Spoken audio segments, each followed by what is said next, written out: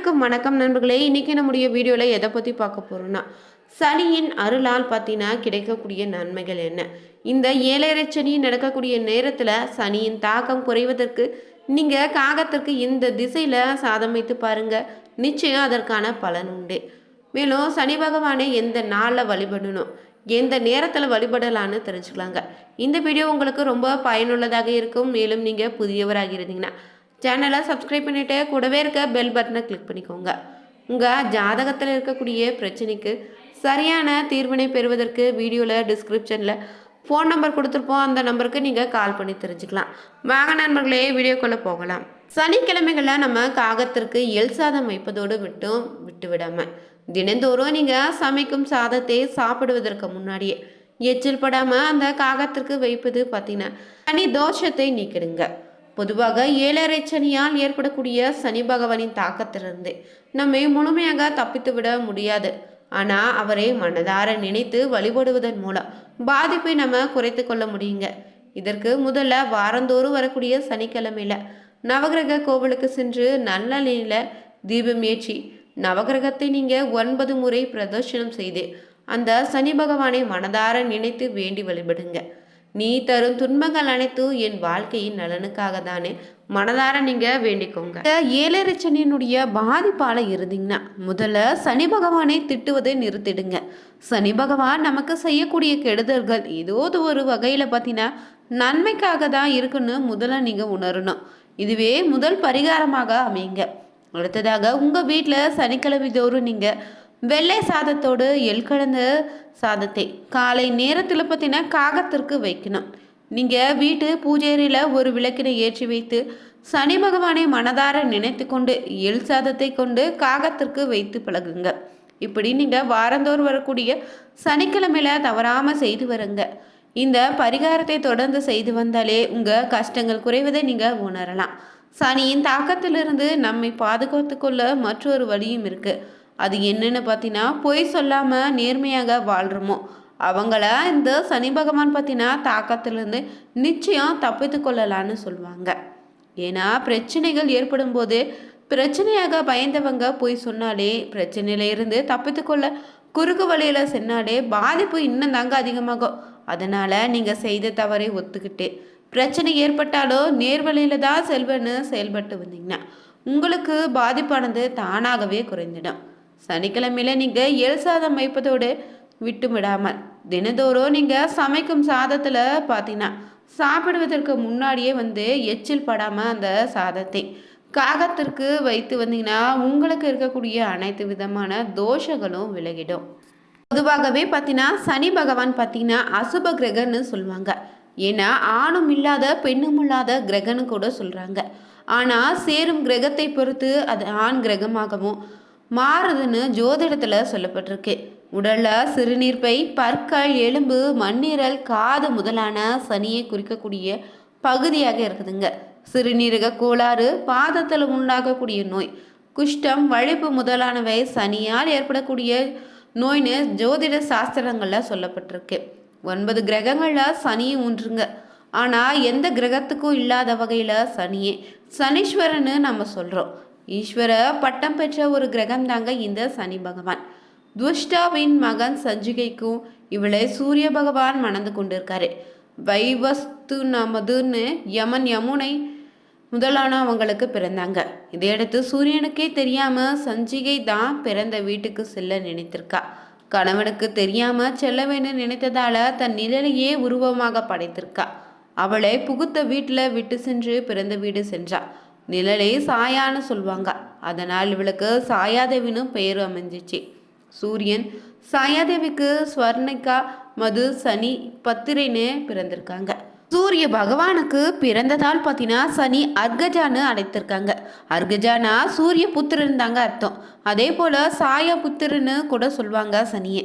இத்தனை பெருமைகளை கொண்ட சனி அசுப கிரகம் தான். இன்னும் சொல்லப்போனால் பார்த்தீங்கன்னா ஒரு நீதிபதியை போல செயல்படக்கூடியவர் தாங்க இந்த சனி பகவான். எப்போதெல்லாம் சனி கிரகத்தால் கஷ்டங்கள் நேருதோ அப்போதெல்லாம் இந்த ஸ்லோகத்தை சொல்லி வழிபடுங்க. நிச்சயம் பார்த்தீங்கன்னா சனியின் தாக்கம் குறைய தொடங்கும். கோனஸ்தோ பிங்களோ பிரிப்ரி கிருக்னோ ரொத்ராக்மா எனும் மந்திரத்தை சொல்லி வழிபட்டாலே பார்த்தீங்கன்னா சனியினுடைய பாதிப்பு குறைய தொடங்கும்.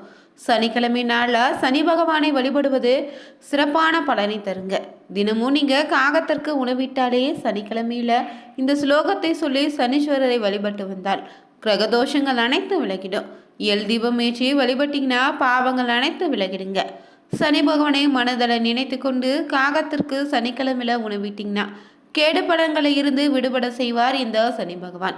முடிந்த போதெல்லாம் நீங்கள் இந்த ஸ்லோகத்தை சொல்லி சனீஸ்வர பகவானை மனதார வேண்டிக் கொண்டா உங்களுக்கு இருக்கக்கூடிய பாவங்கள் விலகி நன்மைகள் உண்டாகும். பொதுவாகவே பார்த்தீங்கன்னா காகத்திற்கு சாப்பாடு வைக்கக்கூடிய பழக்கம் நம்முடைய வீட்டில் தாத்தா பாட்டிக்கு வீட்டில் இருக்கக்கூடிய பெரியவங்களுக்கு எல்லாருக்குமே இருக்குங்க. சிலரோ குறிப்பிட்ட தினங்களை மட்டும் சாதம் வைப்பீங்க. அப்படி வைக்கின்ற சாதத்தை காக்கை சாப்பிடாமல் போணுச்சா உங்களுக்கு ஒரு பயம் ஏற்படும். அதற்கு என்ன அர்த்தம்னு தொடர்ந்து தெரிஞ்சுக்கலாங்க. இந்த அர்த்தத்தின்படி பார்த்தீங்கன்னா உங்களுடைய முன்னோர்கள் உங்கள் மீது கோபத்தில் இருப்பதாக தாங்க அர்த்தம். அதே போல் சனி பகவானும் உங்கள் மீது கோபத்தில் இருப்பதாக நீங்கள் எடுத்துக்கலாம். காக்கைக்கு சில சனிக்கிழமை தோறும் கட்டாயம் சாப்பாடு வைத்துட்டு சாப்பிடக்கூடிய பழக்கம் இருக்கும். தினமும் சாப்பிடக்கூடியவங்களும் இருப்பீங்க. சில பரிகாரத்துக்காகவும் முன்னோர்கள் வழிபாட்டிற்காகவும் வைக்கக்கூடிய பழக்கம் இருக்கும். பொதுவாக நீங்கள் காகத்திற்கு வைத்த உடனே பார்த்தீங்கன்னா காக்கான்னு கூப்பிட்டாலே தங்கள் கூட்டத்தோடு வந்து சாப்பிட ஆரம்பிச்சிடும். சில சமயம் முன்னோர்கள்னு சொல்லக்கூடிய தினசரி வீட்டில் வந்து உணவுக்காக காத்திருக்கக்கூடிய காகா வந்து சாப்பிடும். ஆனால் இதுவே சில சமயங்களில் பார்த்தீங்கன்னா சாப்பாடு வைத்துட்டு எவ்வளவுதான் நம்ம சத்தமாக கத்தி கூப்பிட்டாலும் காகா வராது. அதுவே சில சமயத்தில் வருகிற காகமும் வழக்கம் போல் சாப்பாடை சாப்பிடாமல் இருக்கும்.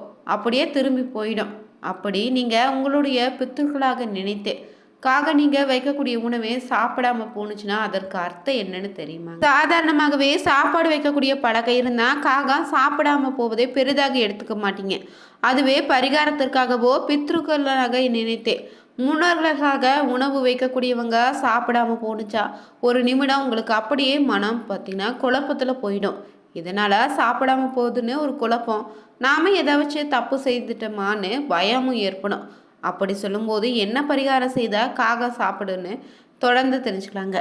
பித்ருக்கள்னு நீங்கள் நினைக்கக்கூடிய காகம் நீங்கள் வைக்கக்கூடிய உணவை எடுக்காமல் போணுச்சா உங்களுடைய முன்னோர்கள் உங்கள் மீது அதிக கோபத்தில் இருக்காங்கன்னு அர்த்தம். அதே போல் பார்த்தீங்கன்னா சனீஸ்வர பகவானும் உங்கள் மீது அதிக கோபத்தில் இருப்பதாக அர்த்தம். அதாவது நீங்கள் வழக்கமாக முறையாக செய்ய வேண்டிய உங்களுடைய பித்ருக்களுக்கு திதி கொடுக்காம இருந்திருப்பீங்க. அதனால் கூட உங்கள் மீது கோபமாக இருக்கலாம். உங்கள் வீட்டில் இறந்து போன முன்னோர்களை பித்ருக்களாக்கு திதி கொடுப்பது ரொம்ப ஒரு முக்கியமான விஷயம். சிலருக்கு பார்த்தீங்கன்னா முன்னோர்களுடைய இறந்த தேதி தெரியாமல் இருந்திருக்கும். அதனால் கூட நீங்கள் பார்த்தீங்கன்னா திதி கொடுக்காம இருந்திருப்பீங்க.